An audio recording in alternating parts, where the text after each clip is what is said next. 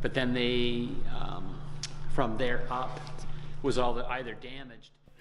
On a cold, blustery day in February, in the depth of winter, Pastor Mike thinks back and still can hardly believe what happened to his church in the community of Arlington Woods on that fateful day of September 21st, 2018.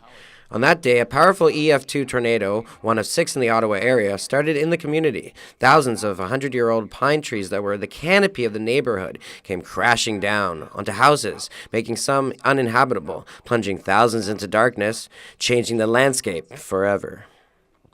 Mike Huckeboom has been the pastor of the Free Methodist Church for 8 years and knew right away upon his arrival at the church that there was widespread damage as it took a direct hit. It was disbelief, because I got a call saying, did you know that the top 1/3 of your church is missing?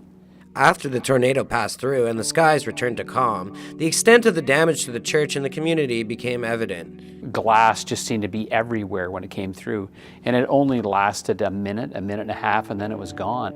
It was nighttime, all the lights were off, all the power was off in this area, and to come in through the church and to open the door into the fellowship hall that got the most damage, and to be able to look up through and see the stars. It felt like I was violated. It just felt like everything was just ripped wide open. The next day on Saturday, when we were cleaning up here, people were walking around, and when you would look at them, for some of them, it was almost like they were almost like zombies. We were hearing then that people were talking on their streets or in their cul-de-sac that hadn't talked together for years.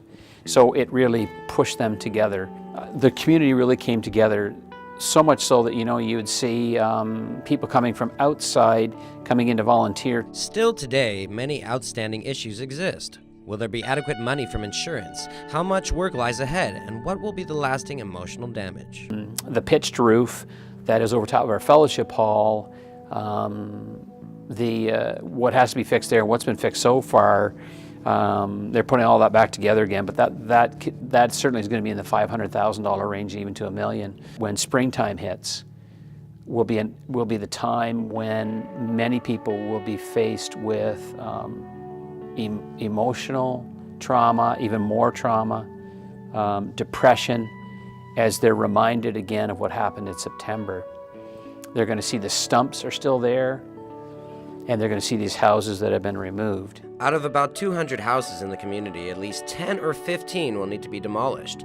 From a pastoral point of view, or from a Christian point of view, to think about all of the houses that were totally damaged and not to have one person that died is miraculous. The part that I found really encouraging was how not only did the community itself come together.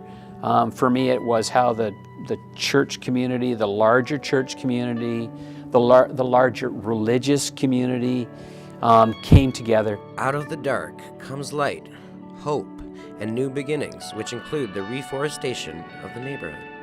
It will take a generation for Arlington Woods to be able to live up to its name once again.